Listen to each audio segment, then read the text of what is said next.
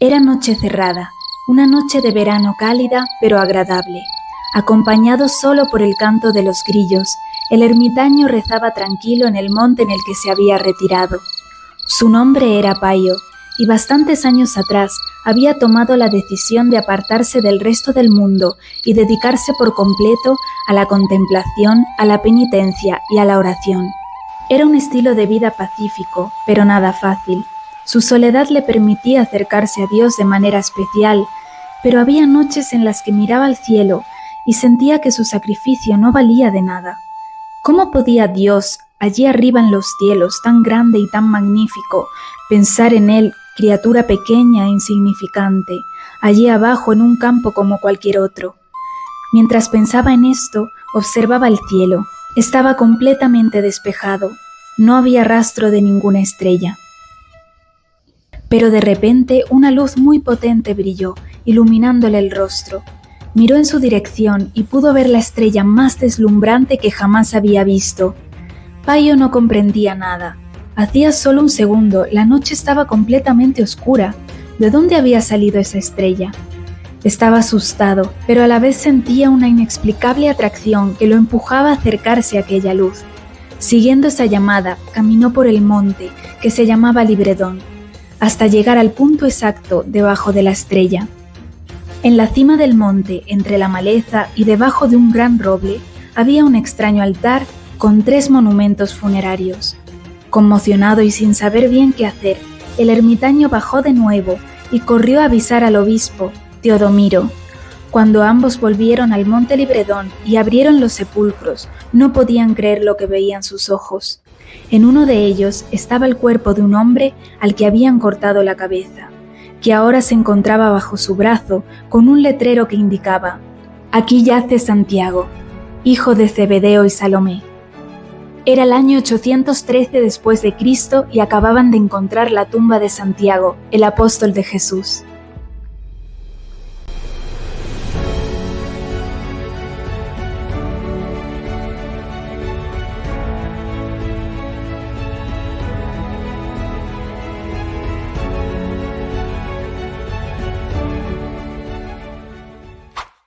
La historia que te acabo de contar es la verdadera leyenda de cómo se descubrió la tumba del apóstol Santiago, uno de los 12 apóstoles de Jesús. Sus restos se encontraron en la que ahora es la ciudad de Padrón, en una región al norte de España que se llama Galicia. Hoy en día se conoce por todo el mundo que la tumba del apóstol Santiago se encuentra en la ciudad de Santiago de Compostela. Este nombre, Compostela, viene de Campus Stellae, que significa campo de la estrella, ya que, como te he narrado en esta leyenda, el ermitaño Paio encontró los restos del apóstol en un monte señalado por una estrella. Esta ciudad es tan conocida mundialmente por el famoso Camino de Santiago, en el que millones de peregrinos de todo el mundo van hacia la ciudad para venerar en la catedral los restos del apóstol. Normalmente el camino lo hacen a pie, pero también se puede hacer a bici o a caballo. Yo he tenido la suerte de vivir en Santiago de Compostela durante bastantes años y en este vídeo me gustaría hablarte de la historia de Santiago, porque creo que es un apóstol, un discípulo de Jesús muy especial.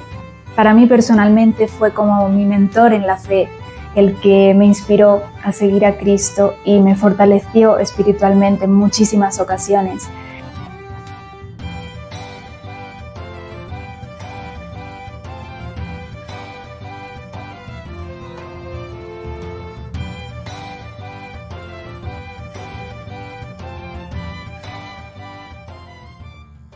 La historia de Santiago Apóstol es la historia de un hombre lleno de defectos, lleno de ambiciones, pero que supo dejarlo todo por Cristo y seguirlo literalmente hasta la muerte.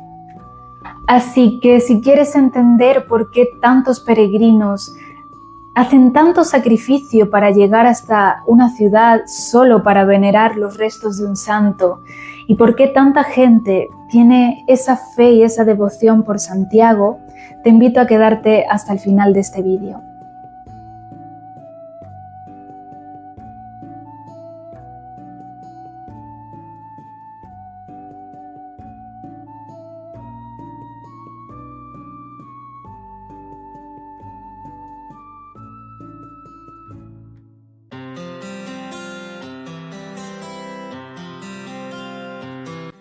Bien, no sabemos muy bien cómo se veía Santiago, aunque es verdad que en 2020 un grupo de científicos de Brasil intentaron reconstruir cómo podría verse su rostro con toda su tecnología y conocimientos de genética, pero no tenemos, digamos, una imagen fiel hasta el día de hoy.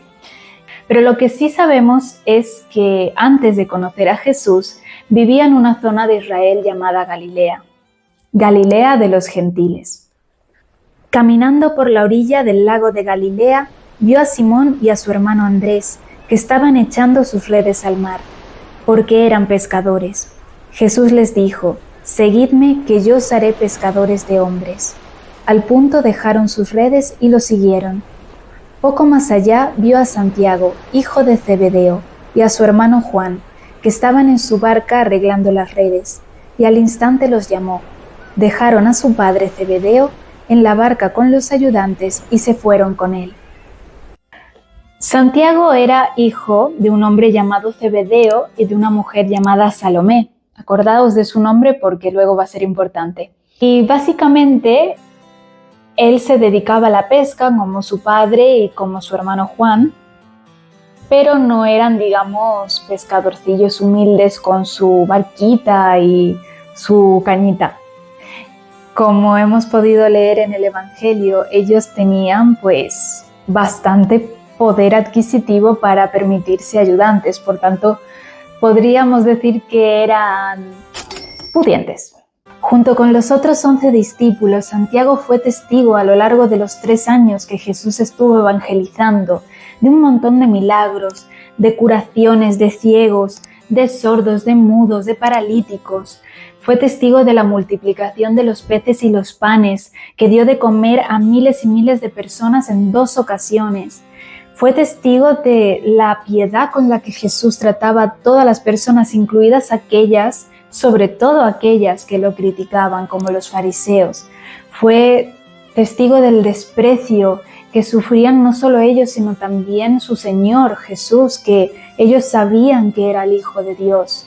Pero es que además Santiago, que por cierto apodaban el mayor para distinguirlo de otro Santiago que era primo de Jesús y que llamaban el menor, se supone que por la edad, él junto con Pedro y con Juan era uno de los apóstoles más íntimos con Jesús.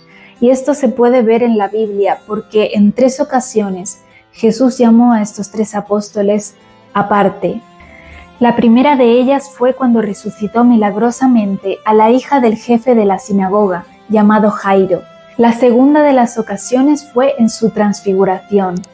En este caso, Jesús se mostró tal cual era en gloria, es decir, en toda su luminosidad y en todo su poder como Dios, solo frente a Santiago, Juan y Pedro. Y también fue a los únicos 3 a los que llamó aparte en el huerto de los Olivos, justo antes de que fuera detenido por el Sanedrín para llevarlo a juicio y que empezase su pasión. Solo fue a ellos 3 que les dijo: venid a orar conmigo mientras yo pues ruego al Padre por todo lo que él sabía que le estaba a punto de suceder, ¿no? Y en lugar de agradecer por todo este privilegio y este amor tan especial que Jesús les daba, permitiéndoles presenciar estas cosas tan increíbles, digamos que a Juan y a Santiago se les subió un poquito a la cabeza.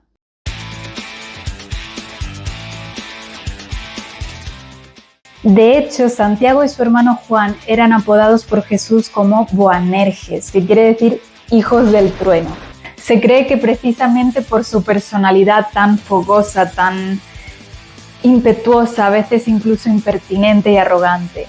Y como ejemplo os voy a leer otro pasaje en el que Jesús y sus discípulos llegan a una zona de Israel que se llama Samaria, y pues entre los samaritanos y los galileos como que no había muy buen rollo, hasta el punto de que los samaritanos no dejaron entrar a Jesús a la ciudad. Envió mensajeros delante de él. Por el camino entraron en un pueblo samaritano para prepararle alojamiento, pero los samaritanos no lo quisieron recibir porque iba a Jerusalén. Al ver esto, los discípulos Santiago y Juan le dijeron: «Señor, ¿quieres que mandemos bajar fuego del cielo y que los consuma?». Pero Jesús se volvió y los reprendió, diciendo: «¿No sabéis de qué espíritu sois? porque el Hijo del Hombre no ha venido a perder a los hombres, sino a salvarlos. Y pasaron a otra aldea. ¡Auch! Pero a ver, entendamos una cosa, y es que Santiago y Juan seguramente no reaccionaron de esa manera deseando que cayera fuego del cielo, porque sí, es decir, ellos se enfadaron seguramente por el desprecio que vieron que le hicieron los samaritanos a Jesús, pero aún así Jesús los calma y les dice, relax. Esta no es nuestra forma de actuar, esto no somos nosotros. Yo no he venido aquí a hacer arder a alguien vivo, yo he venido aquí a salvar a la gente y eso no se va a conseguir de manera violenta. Y yo pienso que esa es la primera vez que Santiago se dio cuenta de lo que significa de verdad ser pescador de hombres. Pero como todos nosotros, con entenderlo una vez no basta. Y es que Santiago y Juan siguieron, vaya. En su interior, mientras Jesús les estaba anunciando que le iban a crucificar, que eso era necesario para la salvación del mundo, de que a ellos también los iba a perseguir, él y su hermano estaban pensando, ¿en qué crees que estaban pensando? En quién iba a estar en el puesto más alto en el cielo, en eso estaban pensando. Pero no fueron ellos a preguntarles a Jesús, oye, ¿y a tu lado en el cielo quién se va a sentar? Sino que mandaron a su madre. ¿Os acordáis de Salomé, verdad? Al empezar el viaje para Jerusalén, tomó Jesús aparte a los 12 y les dijo por el camino, mirad, vamos a Jerusalén, y el Hijo del Hombre debe ser entregado a los jefes de los sacerdotes y a los maestros de la ley, que lo condenarán a muerte, lo entregarán a los paganos, para que se burlen de él, lo azoten y lo crucifiquen, pero al tercer día resucitará. Entonces la madre de Santiago y de Juan se acercó con ellos a Jesús y se arrodilló con intención de pedirle un favor. Jesús le dijo, ¿qué quieres? Y ella respondió, manda que en tu reino estos 2 hijos míos se sienten uno a tu derecha y el otro a tu izquierda. Jesús contestó, no sabéis lo que pedís. ¿Podéis beber la copa que yo he de beber? Ellos respondieron, podemos. Jesús replicó, vosotros beberéis mi copa, pero que os sentéis a mi derecha y a mi izquierda, no me toca a mí concederlo. Eso será para los que mi Padre ha dispuesto. Beber de la misma copa que Jesús quería decir padecer todos los sufrimientos que él mismo vivió, no solo en su pasión y crucifixión, sino también a lo largo de su vida terrena. Pero esto Santiago dudo que lo comprendiese así. Recordemos que en el huerto de los olivos, Santiago, Juan y Pedro se quedaron completamente dormidos cuando Jesús les había pedido que se quedasen despiertos, orando y pidiendo a Dios por él, porque él conocía todo lo que iba a sufrir en la pasión. Después de la muerte de Cristo, pienso que Santiago, habiéndolo abandonado a su suerte, como hicieron todos los apóstoles excepto Juan, pienso que Santiago se sintió como un cobarde, como un traidor en su manera, ¿no? Él no lo había entregado como había hecho Judas Iscariote, pero a su manera no había estado ahí para Jesús cuando él había estado siempre para él. Y después, en la resurrección, el volver a encontrarse con su Señor, pienso que fue obviamente un sentimiento de extrema alegría, pero también de un momento de vergüenza casi, porque era reencontrarse cara a cara con aquel al que había dejado tirado. Pero sabemos que Jesús en su infinita misericordia perdona todo. Y Santiago, al aprender eso, pienso que se sintió tan liberado que cuando Jesús dijo, antes de ascender a los cielos, id por todo el mundo y predicad el Evangelio a todos los pueblos, Santiago se lo tomó al pie de la letra. Casi todos los apóstoles se fueron de Tierra Santa para evangelizar a todos los pueblos de la tierra como le había mandado Jesús, pero es que Santiago se fue literalmente al fin del mundo.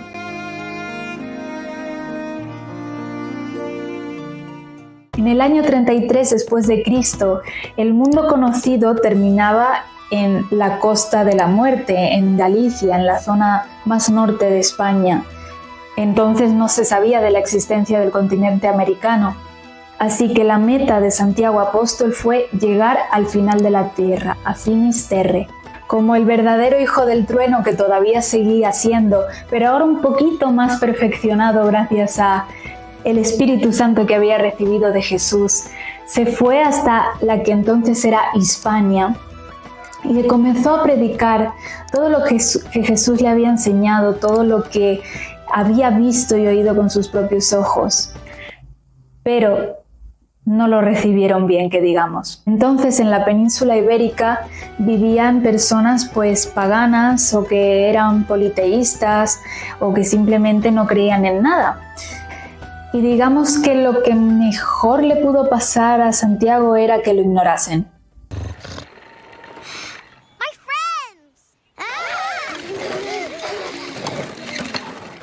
What do you want? Así que Santiago, con muchísimo esfuerzo, sacrificio y con muchísimo amor, como le había enseñado Jesús, pudo conseguir la enorme cifra de 2 discípulos. Al menos que conozcamos los nombres, que eran Teodoro y Atanasio. Por cierto, serían los discípulos que más adelante lo enterrarían en Iria Flavia, en Galicia. Y bueno, la verdad es que al hijo del trueno eso muy bien no le sentó. Se desanimó tanto que al final decidió volverse para Israel. Pero en nuestros peores momentos, ¿quién llega? La Virgen María. ¿La Virgen María viajó hasta España? No exactamente. Santiago estaba llegando a lo que ahora es Zaragoza, de camino al mar Mediterráneo para tomarse un barco y volverse a Israel. Pero en un momento en el que estaba en esa ciudad orando con sus discípulos, se le apareció la Virgen María. Se le apareció subida a una especie de columna que estaba hecha de jade. ¿De jade era?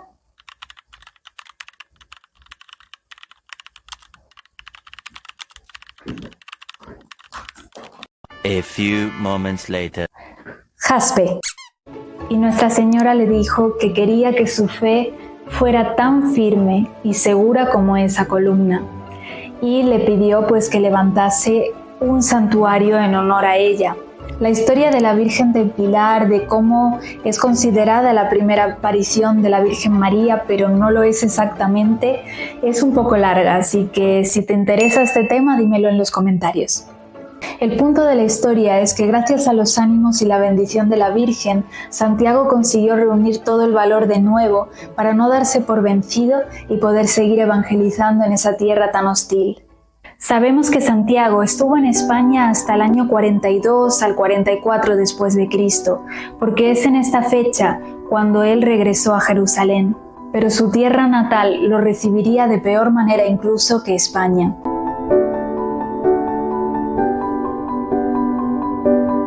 Por ese entonces se había desencadenado una persecución tremenda de los cristianos en Jerusalén.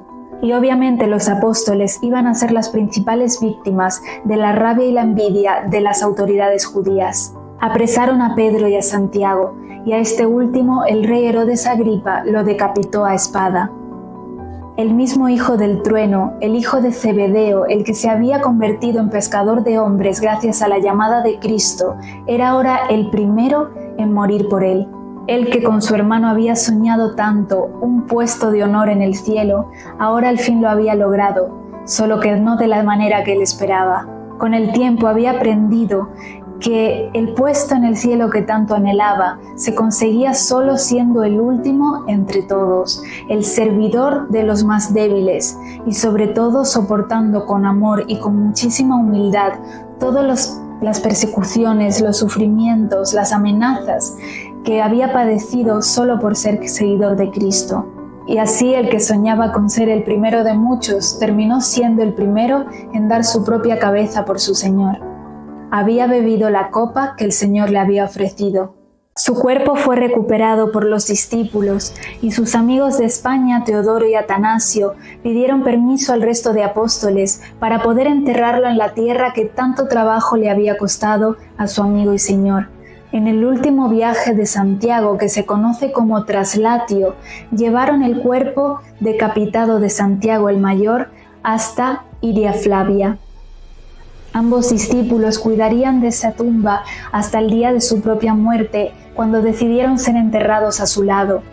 Y fueron estos 3 sepulcros los que descubrió el eremita Payo en la historia que os narré al principio.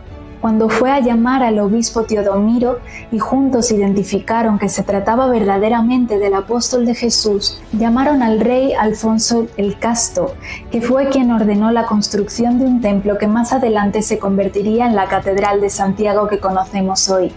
La perseverancia hasta la muerte de Santiago Apóstol haría que España fuese uno de los pulmones del cristianismo durante siglos y siglos, y por eso fue proclamado patrono de España. Y el camino hasta su tumba sería declarado Patrimonio de la Humanidad por la UNESCO.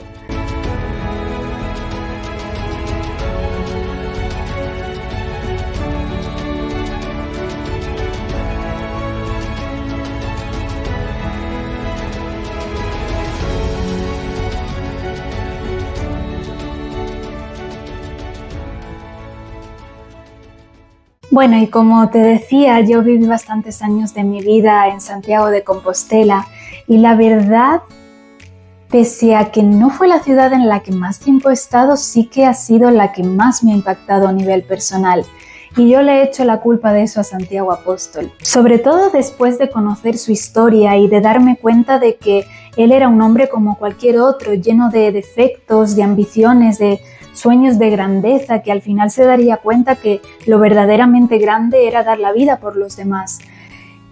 Que el Señor lo hubiera elegido así, no esperó a que Santiago fuera santo para escogerlo su apóstol, sino que lo hizo su apóstol para poder santificarlo.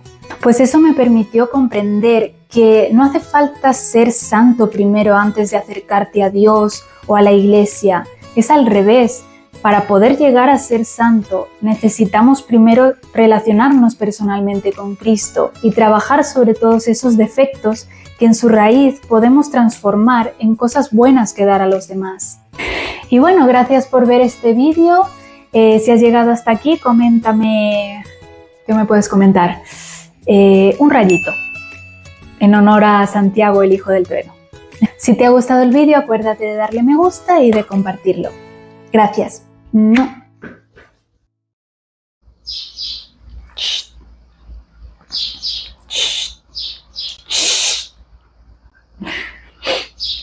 Yo he tenido la suerte de vivir en un mentor, en la fe, en el seguimiento de Cristo. Pajarito, no me concentro.